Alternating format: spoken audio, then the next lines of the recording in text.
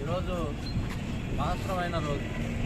ఎందుకంటే రాష్ట్ర ఎన్డీఏ కుటుంబ అభ్యర్థి నారా చంద్రబాబు నాయుడు గారు ఆశీస్సులతో ఈ నియోజకవర్గ అభివృద్ధి దాత, రాజకీయాన్ని సేవాభావంగా చూసే మన ఎమ్మెల్యే వేమిరెడ్డి ప్రశాంతి రెడ్డి గారికి పోలిట్ బ్యూరో సభ్యురాలుగా వేయడం మాకెంతో పురుగుపాడు తెలుగుదేశం పార్టీ గ్రామం తరఫున మాకెంతో సంతోషంగా ఉంది. ఎందుకంటే రాజకీయాల్లో ఎప్పుడు వచ్చామనేది కాదు, వచ్చిన తర్వాత మనం ఏం చేసామన్నది ముఖ్యం.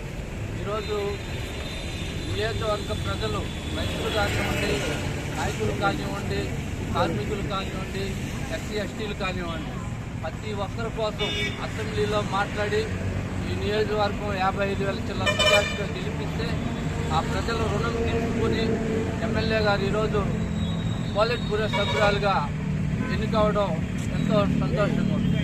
ఎందుకంటే రాజకీయంలో ఉండి సేవాభావంగా భావించి ఈరోజు బీపీఆర్ అమృతధార కానివ్వండి, బీపీఆర్ గారు స్కూళ్ళు కానివ్వండి, బీపీఆర్ గారు దానాలు కానివ్వండి, బీపీఆర్ గారు అన్ని నేత్ర కానివ్వండి, ఈరోజు బీపీఆర్ గారే కళ్ళద్దాలు కూడా ఒక బస్సు పెట్టి వాళ్ళ కళ్ళద్దాలు కూడా వేయడం జరుగుతూ ఉంది.